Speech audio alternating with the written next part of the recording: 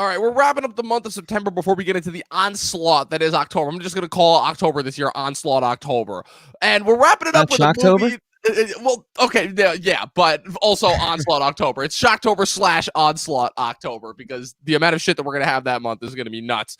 But we're wrapping it up with a fun one. Like, we could have done Eyes of Tammy Faye. We could have done Cry Macho. We could have done another boring movie that, quite frankly, you and I probably would have hated. Although Cop Shop, I heard, was actually pretty entertaining.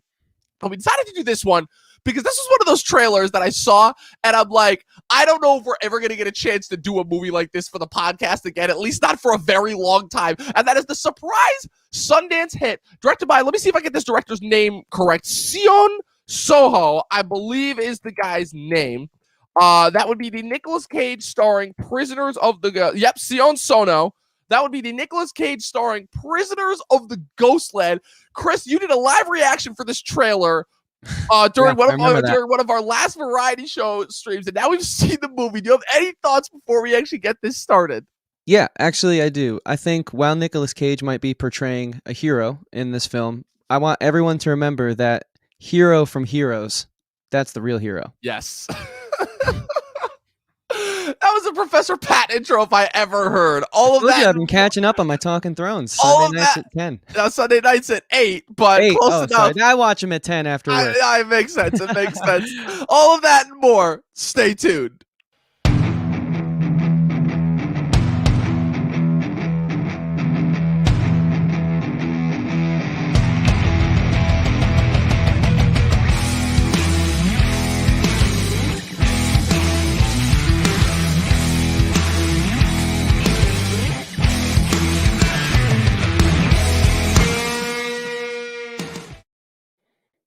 Was like probably one of the funniest bits that we've done to open since. It's like, I watch them when I get home at work. But hey, the fact that you still watch Talking Thrones, that's awesome. Because, man, Pat and I, we're 2 seasons in at this point, and we're not stopping at any time soon. But, Chris, I don't know. I'll say this much about it real quick. I don't have time to watch Game of Thrones, but it's surprisingly bringing back a lot of the show. Like scenes and pictures of a show I watched years ago are flooding back into my head. So at the very least, if you guys don't have time to watch along with them, they do a good job of reminding you of what they're talking about. So. Well, that's the thing, is that the whole thing that it's kind of the whole point of why I did it, is because the whole thing about the show is that after that garbage last season, it's like it just left everyone's pop culture mindset. Granted, obviously we had a pandemic that happened like 8 months later, but still, it's like, I'm like, this was the biggest show on the air for 10 years. Like, what the fuck? And then, but it's good to see that like the people who are watching it is like, it's slowly making its way back into the public landscape. So I'm like, all right, so my efforts haven't been completely in vain. But speaking of friggin' things that may as well be in an alternate universe, because goddamn, like, first off, so let's just break this down from the inception. So I'd heard about this movie. This was a bunch of part of a lineup of movies that I wanted to watch from Sundance Film Festival that famously was online virtually this year that I did not get to watch. I only ended up watching 2. I watched Passing, which is coming to Netflix in December, and I watched this cool animated movie, Crypto Zoo.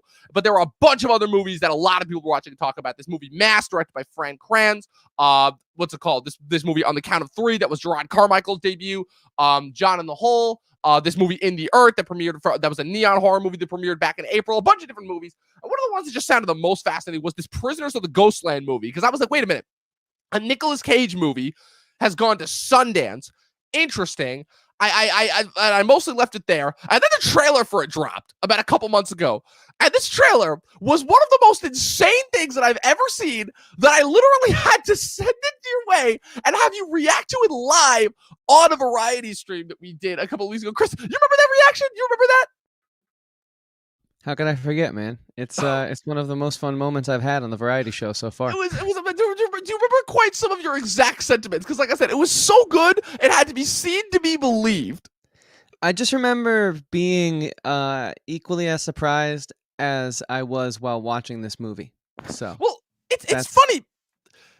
It's funny because it's one of those instances where it's like, you almost don't think that a movie like this can exist in today's day and age, right?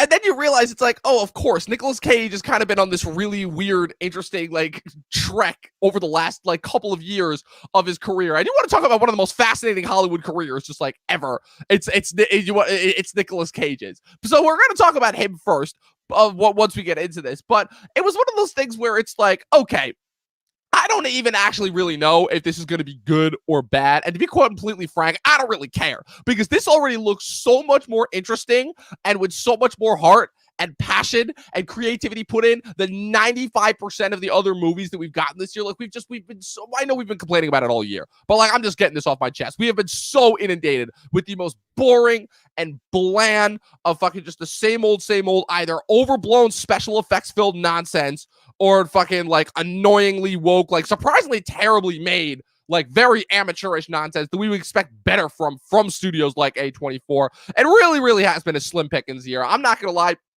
But you have a year that is somehow worse for movies than 2020, the year of the pandemic. That's a problem because, to say the least, the movies this year have been pretty terrible. But so we get this movie, and I watched it yesterday, and I'm not gonna lie, I'm still trying to make heads or tails of what exactly I watched. I'm still trying to figure out if what I watched was actually good or whether it was just so insane and of its own like kind of unique vision that it was just such a breath of fresh air from kind of the monotony of this year. You know, I've been seeing kind of reviews back and forth. Some people saying they enjoyed it. Some people most people that have been saying they hated it. But again, I feel like not a lot of people have watched this movie or even realized it's available. It famously went straight to theaters and direct to streaming, or in this case, renting, last week, actually, on September 17th.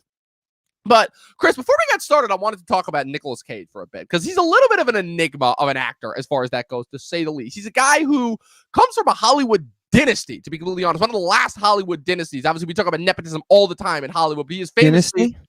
Yes. Dynasty? Dynasty. It's pronounced. I've heard it pronounced both ways. I decided to pronounce it like the slightly more what's it called? The slightly more wrong way? No, the pretentious way. I'll call it. But the English way, the pretentious way. I've heard it pronounced both ways. I promise. But it's called. He's the nephew of Francis Ford Coppola, Talia Shire, cousin of Jason Schwartzman.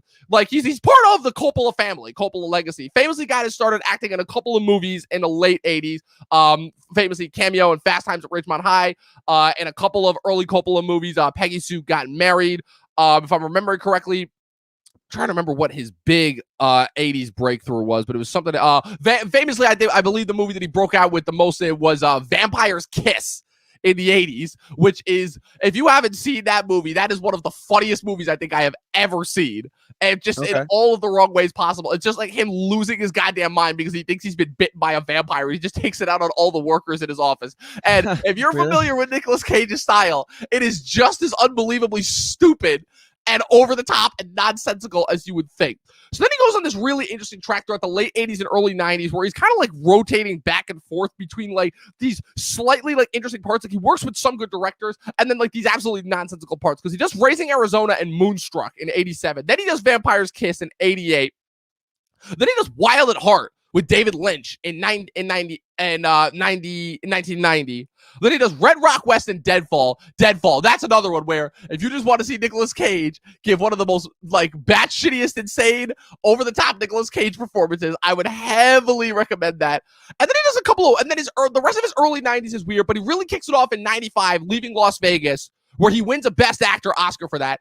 Then you have his late 90s career, which is what I like to call his action period, because that's when we get the Nick Cage action trio, the action trilogy, I'll call it, when he's working with Jerry Bruckheimer and Don Simpson. And I kid you not, these three movies in a row: The Rock, directed by Michael Bay, which he does with Sean Connery; Face Off, obviously the subject of one of our favorite first-time watches; and Con Air, which is just that was at the time period where like Bruckheimer could just get like every like great character actor and mix them with and actually put them in like these really overblown, over the top movies. Like Con Air is insane. The cast you got Nick Cage, who is somehow who is an innocent man who was sent to jail and is finally being released. And on the day that he's being released, he's on a plane with all these other convicts that are played by, and count it down with me, John Malkovich, Ving Rhames, Steve Buscemi, Dave Chappelle, Danny Trejo, Bubba from Forrest Gump, what's it called, and and also this prisoner's name is Swamp Thing, who is MC Gainey, your guy Tom from Lost. It's a murderer's row of actors right there. Then you get into his late 90s and early 2000s where he's kind of mixing, he's kind of doing slightly more awards fair, but slightly more fun movies. You know, you get Snake Eyes, Bringing Out the Dead, which he does with Scorsese, 8mm, Shadow of the Vamp. Oh, sorry, he only produced that. Adaptation, Matchstick Men, and then you get into his mid to late 2000s, which is more of his blockbuster period. That's when we start to really know who he is. National Treasure, Lord of War, Ant Bully, famously his turn to the superhero realm as Ghost Rider, which we all know how that turned out. Then something weird happens in the first half of his 2010s. After in the 2010s, that's when he starts doing like a lot of like really weird movies and mostly like direct to DVD movies, because that's famously when he goes bankrupt and he just has to do whatever movie he possibly can, and it leads to some of the most fascinating performances in movies. Like, so this is his 2014 to 2019, and bear with me here because it's a lot. Rage, Outcast, Left Behind, Dying of the Light, The Runner, Pay the Ghost, The Trust, Dog Eat Dog, Snowden, USS Indianapolis, Men of Courage, Army of One, Arsenal, Vengeance, a Love Story, Inconceivable, Mom and Dad, Mandy, Looking Glass, The Humanity Bureau, 211, Teen Titans Go to the Movies, and Spider-Man Into the Spider-Verse back to back, where he plays both Superman and Spider-Man Noir. Between Worlds, Love and Tosha, A Score to Settle, Color Out of Space, Running with the Devil, Kill Chain, Primal, Grand Isle, and then this past year he did Jiu-Jitsu and The Croods, A New Age. And just this year, he has appeared in two other movies, famously before this movie that we're about to talk about. He has appeared in Willy's Wonderland, which famously, again, has kind of already become a cult hit, and Pig, which is a neon movie that I heard he's actually pretty good. So it's safe to say that Nicolas Cage has one of the longest and one of the most interesting careers in Hollywood. Chris, what's your relationship primarily to Nicolas Cage? Like, what do you think of when you think of Nicolas Cage as an actor? Yeah, I mean, I didn't really have too many thoughts on him for a long time. I never understood why he was so memed or made fun of, because I think he's genuinely a passionate human being who doesn't do this for a paycheck. Sure, he's made his millions and he's living comfortably, so for him, it's a job, but he could retire and be good for the rest of his life, and his kids could be good for the rest of their lives if they, manage their money very smartly, which I'm sure those people, they know how to do that. So basically, I remember reading something where Nicolas Cage said that he's never going to stop acting because he loves it. He loves it so much. And I think, you look at some of these guys who come out of retirement and give these half-assed performances, and you wonder, is it because maybe they need to keep the lights on in the mansions a little bit, and they were gone for so long, and now they're back because maybe, cash got a little thin. Nicolas Cage genuinely strikes me as someone who, while he's from a family that gave him an in, well, it runs in his blood, and I think he's really actually passionate about it, and he is such a diverse performer with an extensive range. I mean, I've seen him do a great emotional scenes to just overtly chaotic and insane delusional type of performances that I think not many can really do like him. And I think that there's a reason why he's so made fun of, because I don't think a lot of people are as vulnerable as him as artists. I think the reason people make fun of certain artists is because to really bring the most out of your art, you have to show a side of yourself that maybe you'd be afraid to show. And I think he is so unapologetically that, because art isn't about being flashy or getting the most, retweets and likes. It's about like giving yourself to the performance. And his way of doing that, I guess people find funny. But to me, I find it really inspiring. Like, I'm not saying he's the greatest actor of all time, but I'm saying he's one of my personal favorite performers. And I look forward to seeing him in anything that he's going to be in, because I don't get that honesty and genuine nature from many others like I do him. I think the biggest thing that people constantly try to figure out whenever they go into a Nicolas Cage movie, at least after a certain point, because there was a certain period of time where, again, Nicolas Cage was a bankable movie star, which in today's day and age, in the age of memes and likes and, clicks and retweets and everything, is kind of like not laughable, but kind of interesting to say the least, because now we think of Nicolas Cage movies, it's just like, okay, what's the next one that's going straight to DVD? But it's sort of taking a little bit of a twist. I think the biggest thing that was a period of confusion for Nicolas Cage for such a long time was whether or not he was doing what he did because he because he was legitimately talented, or whether it was a fact of like we were just kind of so confused by the type of performances and just like the moments that he gave that we just kind of like went along with it because we ourselves were just trying to figure out like what this guy was all about. They're like, what is going on? Because like he has these instances of bravado, he has the instances where he is the traditional leading man, but then there were these other instances where he just liked to get weird and get over the top, and not in a way that's like over the top because it's like an Al Pacino way where he's just going for over the top for the sake of being over the top, or like an Andy Serkis way where that's just him naturally, so he goes to that. No, it's like he is still intentionally putting on a performance when he is going over the top. Like you can tell that's not him. But at the same time, he gets so into it and so invested at certain points that it's like, are we sure this isn't him? It's like, and I feel like as he's gotten older throughout the rest of his career, I feel like that's something that he has consistently put out and put forth. It's I think a big reason why he remains such a source of genuine enigma. And you're right, to your point, it is in the sense of where he is at a point now. But you're right. But there was a period of time where he did go bankrupt, and he had to take literally whatever movie he could get. But I definitely think that he's back to a period of stability, because to bounce off of your point, you're right. He could so easily retire. But the fact that he is just continuing to work with people who he just likes to work with, and continuing to put out movies that he genuinely, I don't know if he necessarily enjoys, but it's definitely an instance of where like he just loves working and he loves acting so much. And the fact that he is getting directors that still want to make him like the stars of their movie, or even just put him like he can still just as easily get like a DC or a Marvel voiceover in an animated movie, just cause. And like that's the type of performer and that's the type of actor he is. Right. I think since National Treasure, when he kind of rebranded himself and sort of came out of that economic peril, I think since then his passion's been on full display. And honestly, if you look at his choices, some of the things you've told me and some of the movies that he did in the 80s and 90s, I still think like he took roles that others might have turned away because they were afraid of how the connotation it might put on them or the stigma it might give them as a performer. I mean, I think there's also a courage behind his choices.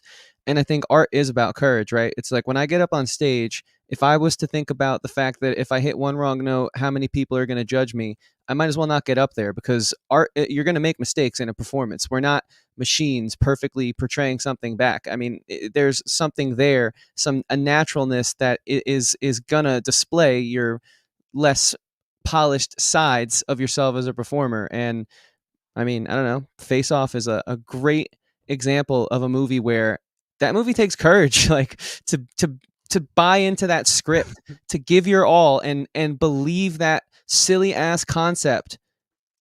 It made it enjoyable for us. Like, we think it's a silly movie, but if you look at Travolta and Cage's performance, well, they're taking it so seriously. They're taking it so seriously. They're fully bought in, and it's a very respectable performance. Now, again, I'm not saying it's the greatest movie of all time, but they sold it and they made it work. So much so that it's getting another one.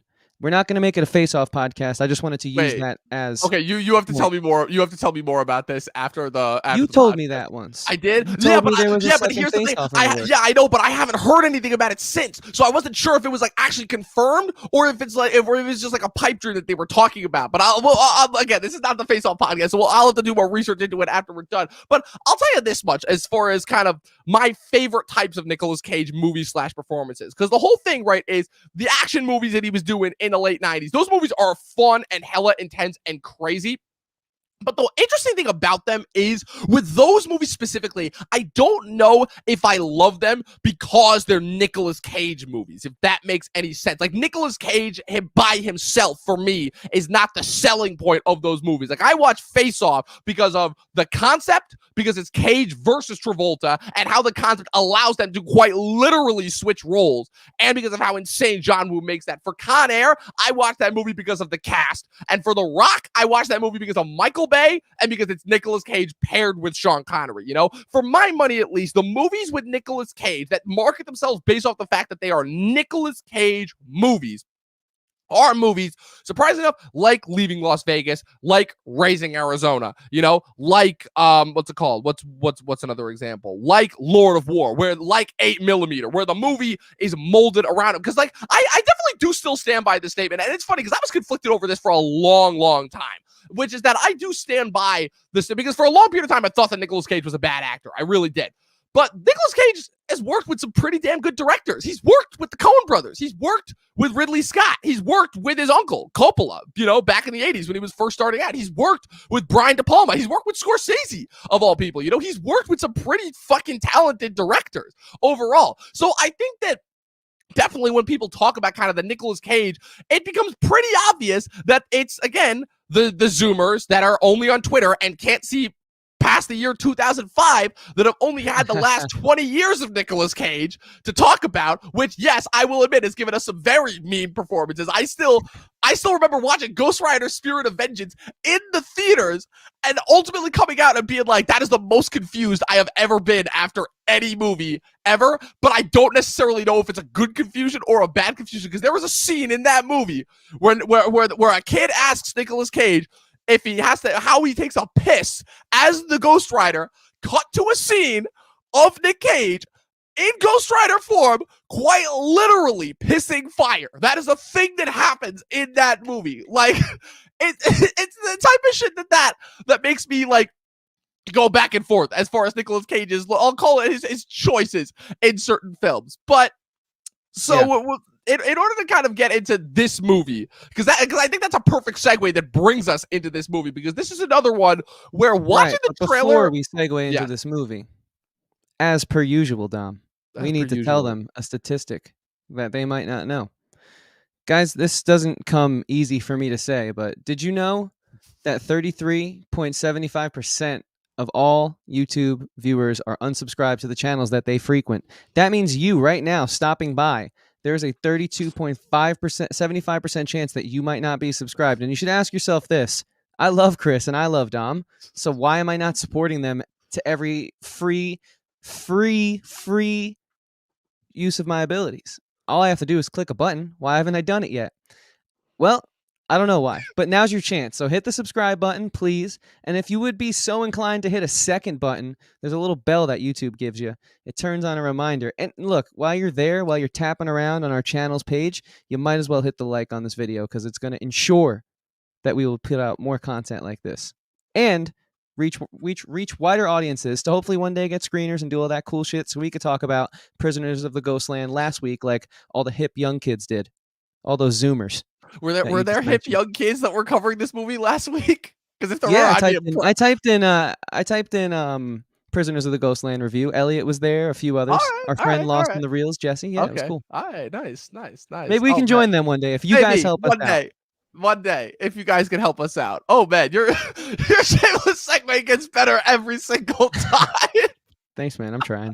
You can't say the same thing each time. You got to spice it up. It's like exactly. I try, like Nick Cage, exactly. So I feel like that was a perfect segue into into this movie, because this is a movie that, again, just based off the trailer alone, I don't necessarily know if this is going to be a good movie or a bad movie, because it's just a type of movie that I'm like, okay, I don't get trailers like this very often that actually make me engaged for a movie that I really have heard little to nothing about, and that actually makes me want to see the movie based on the originality of its concept. Like we don't get trailers like that today anymore.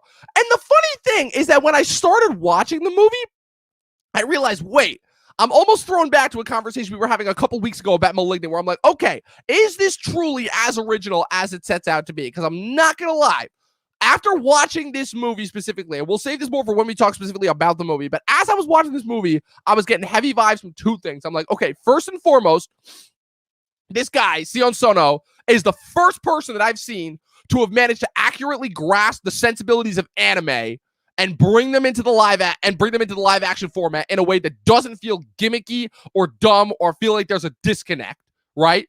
And two, he's the first person since George Miller to have nailed a Mad Max movie, because goddamn, if this movie didn't take the most influences from Mad Max the Road Warrior, like I must be on a different planet, because I literally saw this. I'm like, holy shit, this literally is a Mad Max movie. That's what from the get-go, like where you have Nick Cage is brought out as a prisoner who is tasked to perform this deed in this strange post-apocalyptic wasteland that is also run by this guy who's like a southern gentleman, but also has all of these like all of these different like that basically runs and has brought back this sense of like feudal Japanese culture, and then there's histories of like a bank robber, and like there's all this crazy stuff going on. It's like it really sucks that this movie's only an hour 40 minutes. I'm like, shit, I might have taken like a 3-hour long movie just to figure out like what happened in this world, and like they do sort of explain it to us, but it's almost like in a way that almost feels like kind of brushed over for time, if that makes any sense. Like Chris, would you definitely say that you were getting major like Mad Max vibes? I know that you wanted to talk about as far as like kind of how this compares to other dystopic movies in general. Yeah, for sure. I definitely think there was Mad Max vibes. Also, there's a very popular video game franchise called Borderlands, and I'll be damned if this didn't really resemble that style. It really felt like something out of a video game, out of an animated sort of medium in space, but it didn't do what some other projects do when they kind of feel too much like a video game. It still felt like a film, which is why I think the Mad Max comparison is the dominant one. But I did feel undertones that were actually executed well in comparison to other films that feel a little too hokey, feel a little too out of the medium of which they're being portrayed in. And I will say, I think that what Mad Max did so well and what this film did so well, and granted, the budgets are obviously very different, but they worked within their setting and environment strongly. This film really only had 2 locations, but it made it feel so expansive and so enveloping, where you were just, no matter how many times you saw the governor's town or you went out and saw like the Ghostland city with the big clock in the middle, you were just really into it because they did a great job of showing you a little more each time and painting in the picture of the world, of how they're living in this post-nuclear fallout type environment, just like by dripping it, slowly, and eventually by the end of the film, it's flowing and we get the full picture.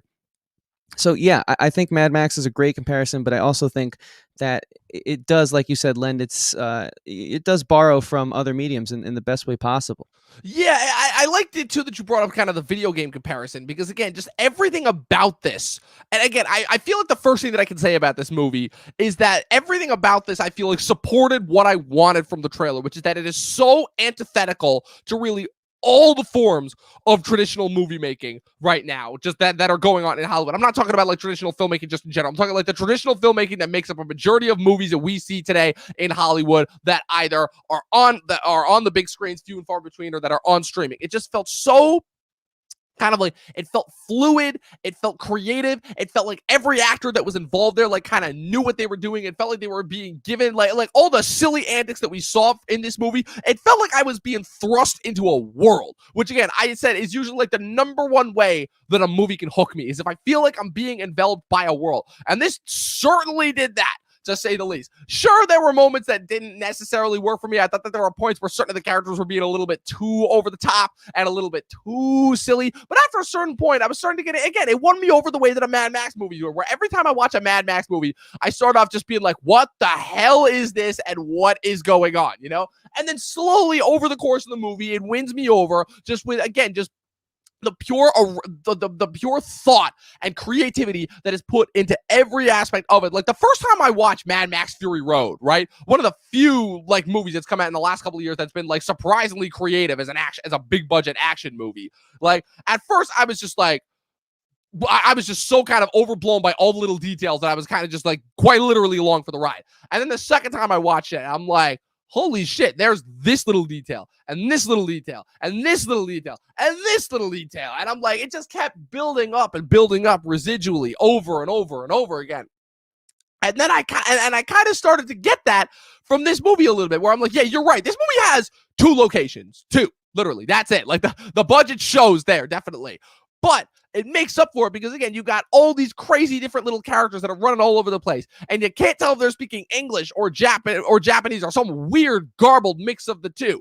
And they're all like kind of so over the top, but they're all kind of like portraying to you like the different sensibilities of this world and of these characters and what they've gone through. And even though I'll say for me, the biggest source of weakness comes from how the information is disseminated to us, because there's certain instances where they're trying to portray it visually, and then after a certain point, it's almost like they kind of just give up and they just like straight up tell you, which is like, oh yeah, this happened. It was a prison bus that collided with a nuclear thing. It caused a nuclear blackout, and then but somehow this one town didn't, but this other town they can't really escape from because of the ghosts. But then literally all they had to do was escape, was talk to the ghosts. Like I said, it's not a perfect movie. There are certainly some instances where logistically I'm like, what's going on here? Okay, but just as far as like, if you're looking for something that really does feel totally original, totally unique, totally just batshit insane, and just totally unlike anything that you've seen this year, like I cannot recommend this movie enough. This movie is truly made for all those people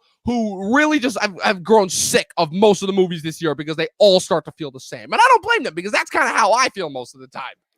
This movie gives me the avant-garde feeling that I fell in love with when I was first exposed to A24, in like the shape and form of films such as Climax and Under Silver Lake, for example.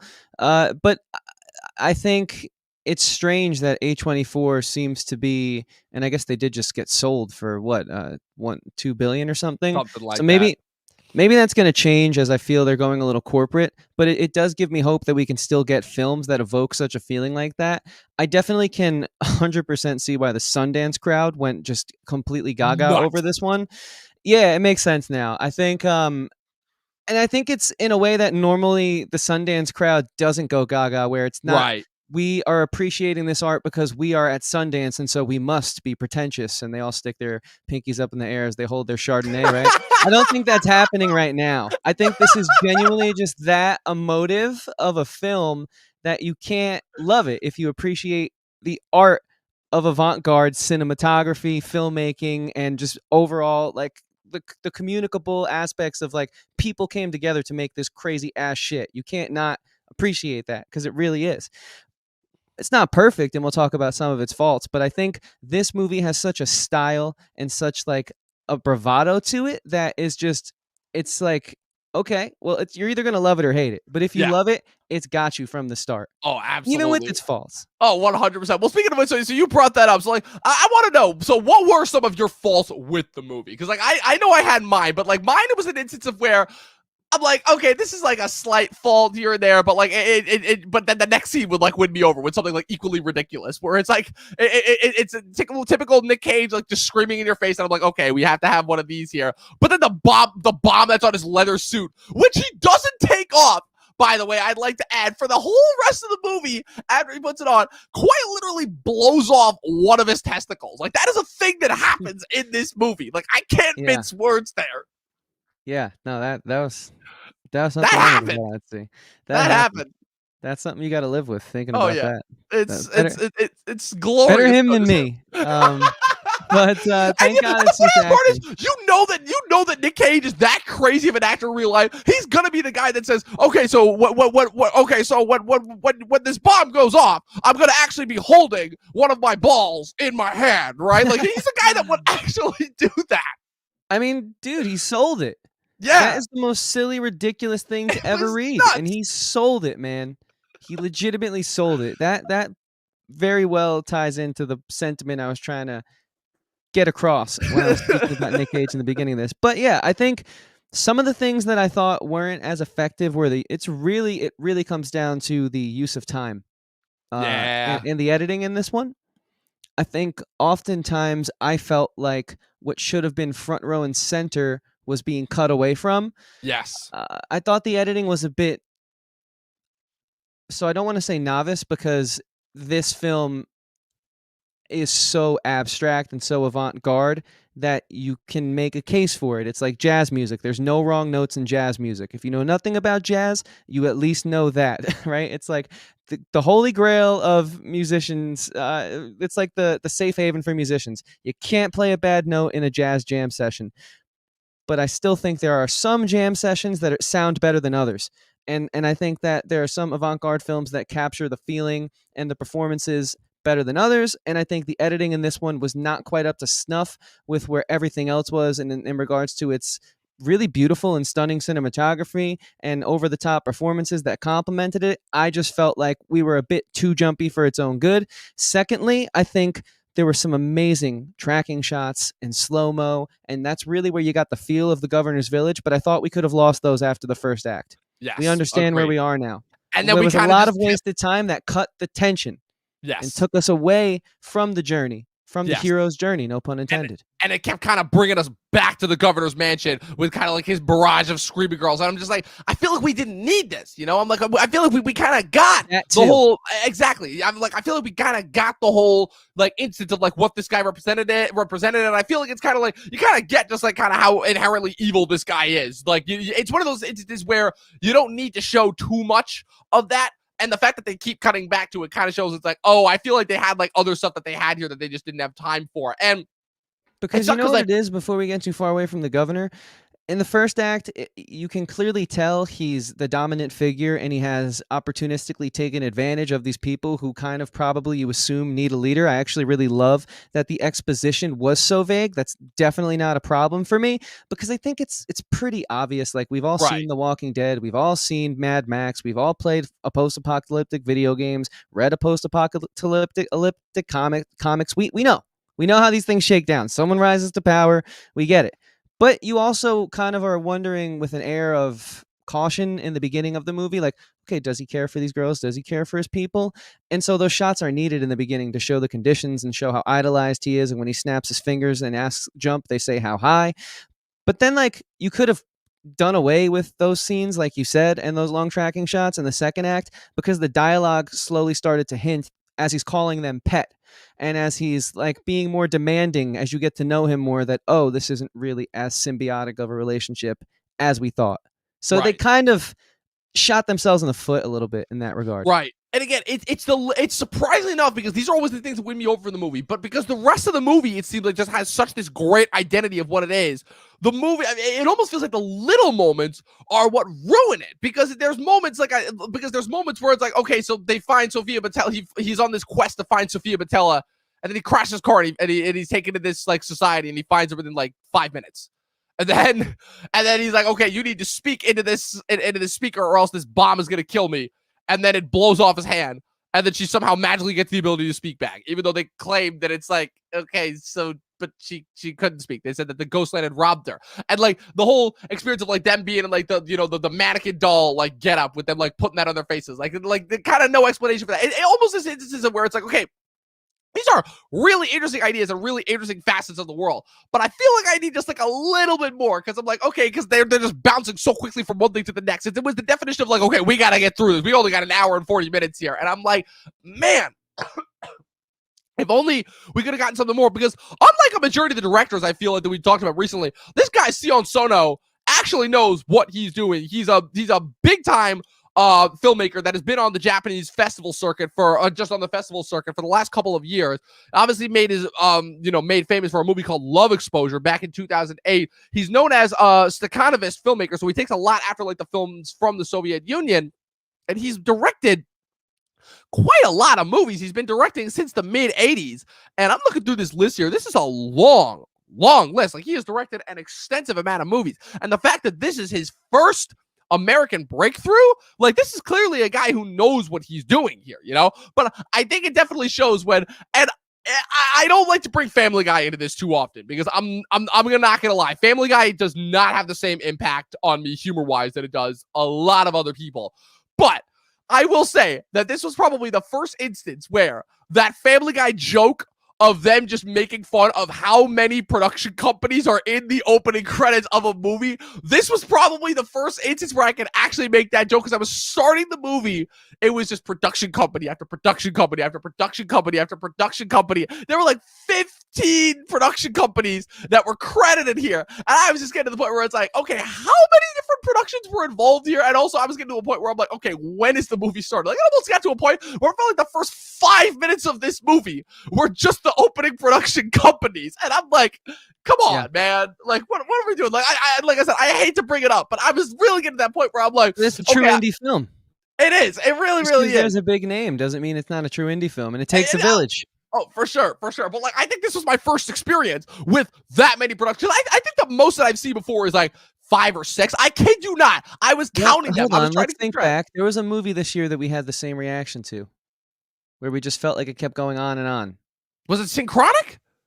I think it was. Yeah. Was it? Okay. Synchronic. Yeah. Synchronic. Because Synchronic's the only one that would make sense as far as that goes. Because like that would like direct to DVD and Netflix and streaming. So Synchronic would make sense definitely. But I mean, but yeah, that's true indie filmmaking. I mean, we literally saw it last year brought back to life with Black Bear, the movie. But yeah, and it shows. And hey, look, if it doesn't take away from the actual artistry and vision, that's one thing. But it's just an instance of where it's like.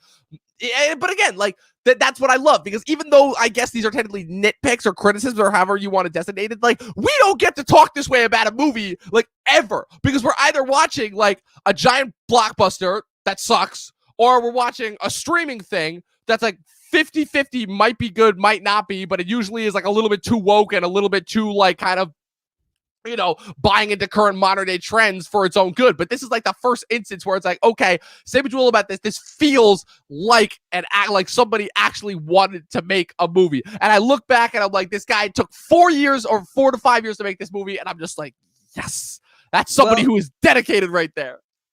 It's got to be a hard pitch to tell anyone to throw funding at a movie where your lead's testicle gets blown off halfway through the film. So obviously this is a project of passion.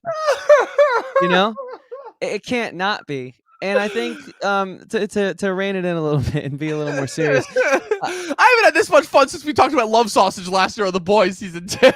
Oh yeah, that was a good time. Go back and watch that, guys. But anyways, basically, yeah, man. I think it's You're right. I think there is, while the blockbusters have become super formulaic, I mean, there's this great YouTube account, Instagram account rather, called Dude with a Sign, and he just posts social commentaries on these very basic things that we all experience throughout our lives. And his one from last week was, not every movie needs a sequel. And I mean, what are the blockbusters this day and age, right? It's James Bond 97, Marvel's 98th film, DC's 75th reboot. You know, it's like okay. And then streaming now, you're right. If it's Netflix, you know you're going to get some sort of political message in the original film. Outside of, Chris Hemsworth, outside of the action movies they do, which are for the most part pretty good. Yeah. I will give their action movies credit. But if it's anything else, it's going to have an underlying message. And so trigger warning if it's something that annoys you, type whatever. And so it's like when films like this come along and studios that I fell in love with for these reasons, like A24 and even Blumhouse, because they do take risks, sometimes not as effectively, and they're more horror geared, but they do have some good films that are against the narrative, in a sense, of what's being pushed and promulgated. It's hard to not at least appreciate it. Again, we're not saying this is like God's gift to filmmaking. It's not the next Godfather, but it's a nice breath of fresh air. Yes. And I think that gives it serious points. Yes, it really does. In my mind. Absolutely. Yeah. And so I guess if we could wrap up this discussion on it, I guess my whole thing with this movie is that it is a movie that, again, I did not go in necessarily expecting to love. I did not go in expecting to get anything auteurist driven or anything necessarily kind of overblown, something that was going to wow me. It's not one of my favorite movies of the year. I could definitely say that. But what I got was a movie that for the first time in a long time felt like it was taking a chance, felt like it was going out there, and felt like it was really, really trying to not necessarily say something, but just have fun and bring back kind of what it is that we love about movies back in the day. Because what is it that we used to love that used to make filmmaking so much fun? We used to love the fact that at the end of the day, even if what we were watching was completely silly and out there, it was the fact that a group of people took the time and the effort to make everything look as legitimate and as awesome and as authentic as possible, where you got actors that actually bought into the material, because it seemed like just silly and fun, and because they knew they could be in an instance where everyone was getting a shot to show themselves off, you know, where you get an actor who may seem like a washed up has-been, but is clearly having the time of his life, just given everything that he's doing in this movie. Like, Nicolas Cage comes in at the end, is doing kung fu, fighting with a samurai who is at the same time defending him, but also trying to kill him, and has a fucking samurai blade on his one hand that got blown off. Like, like some straight up Evil Dead shit right there. Like, it's been too long since I've seen that. You had fucking people getting their heads blown off. You had guys like fucking getting their throats slit and like blood spurting out, like some real Quentin Tarantino shit going on right here. It was just such an absolute blast of a movie. Not everything is going to work. It's not necessarily as succinct. I'd say that between the two kind of Nicolas Cage cult level movies that have come out so far this year, I'm not going to throw Pig in there because Pig, from what I heard, is actually like a really interesting and really thought-provoking drama. I'll say that I probably had more fun with Willy's Wonderland, but I think this one I definitely like was able to get more engrossed in and able to appreciate more, let's say, if that makes any sense. And I think it works too because one of the 18 production companies that'll make this are the same production companies that did his last two movies that for the most part were pretty well received by everyone, that being Mandy and Color Out of Space, obviously, the Lovecraft adaptation.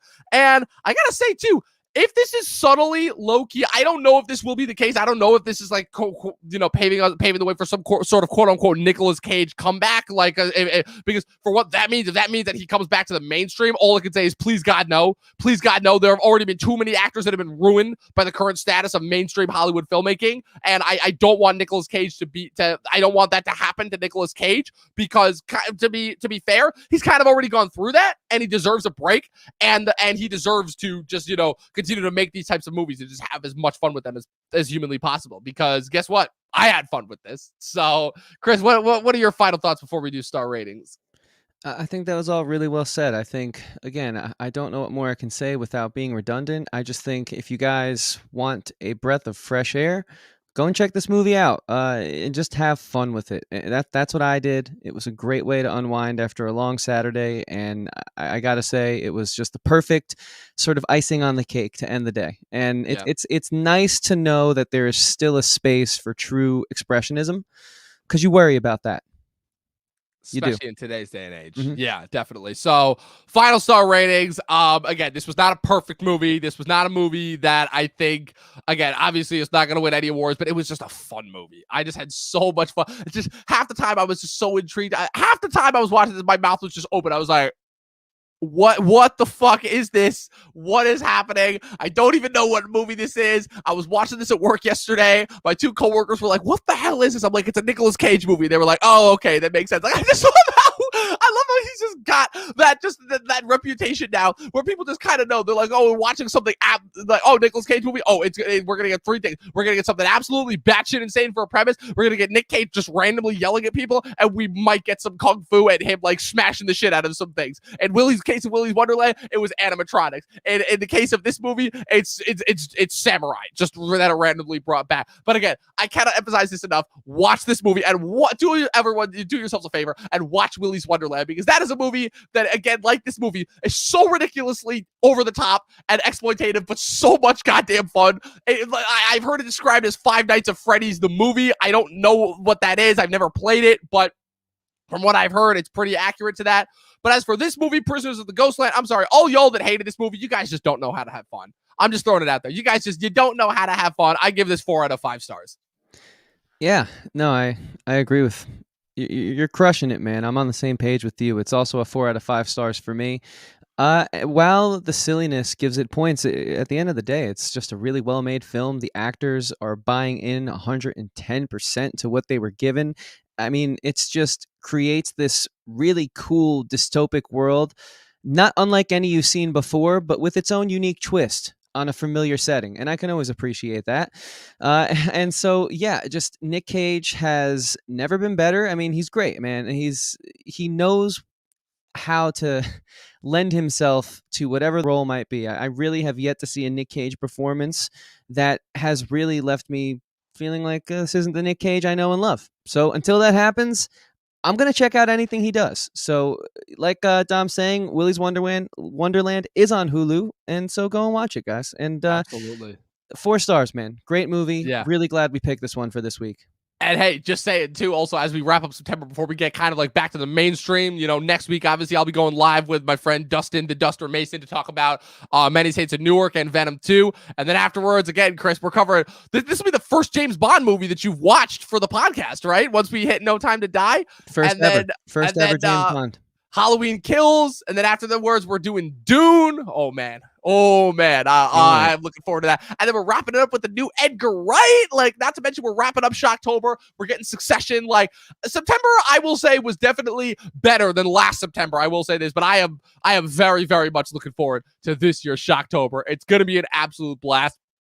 So, and also as far as upcoming Nicolas Cage movies, I can definitely say this, is that he's got a movie coming out next year. And I think I told you about this, but I'm going to say it again to bring it up, called The Unbearable Weight of Massive Talent, where he plays a fictionalized version of himself who was invited to perform at a super fan's party, who then ends up trapping him there, and then he has to escape. And the super fan is played by Pedro Pascal, the Mandalorian himself.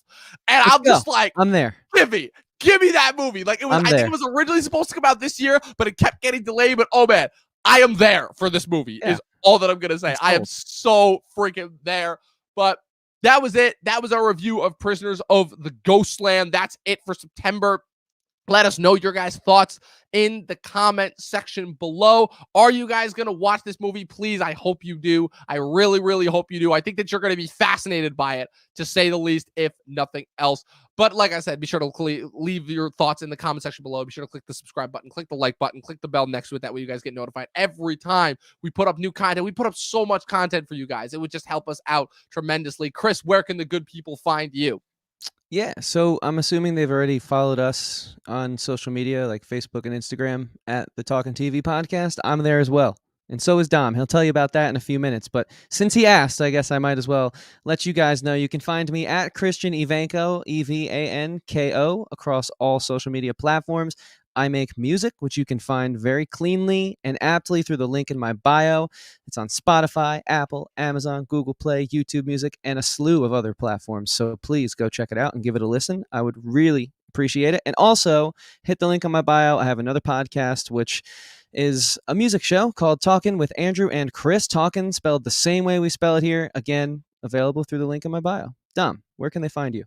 At Movie Nerd Reviews on Facebook and Instagram. I haven't been posting super consistently, mostly just movie news and recent stuff that has been on there, because there's been a lot of stuff happening. There's another Marvel lawsuit that happened recently. Guys, the Marvel lawsuits just keep on piling up, and I'm going to just keep reporting on them. I don't care how many times Disney has to settle this shit out of court, because it is fascinating to say the least. And again, I'm just waiting. I'm waiting for the Titans to crumble. I'm waiting. I'm just waiting at the heels. But again, you can follow all of that and more by following me at Movie Nerd Reviews on Facebook and Instagram. And of course, follow us on our normal podcast platforms, Facebook and Instagram at Talkin TV Podcast, where I post every single day, twice a day. Be sure to also check out the most recent episode. Pat and I debuted season 3 of Talkin' Thrones last night. We've got the penultimate installment in our Halloween Shocktober first time watch this week.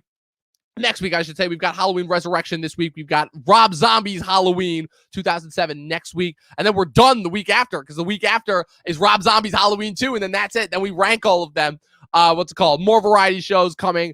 We're not doing the one this week, but we've got a couple more planned for the immediate future. And like I said, for all of you Succession fans out there, stay tuned, because I've got a little something in the works for that as well. All of that and more. Like I said, we've got so much content that we give to you guys. Thank you so much for continuing to stay up to date with everything that we do. And as always, remember, 12 seasons in a short film, and watch more fucking movies. We'll see you guys next time.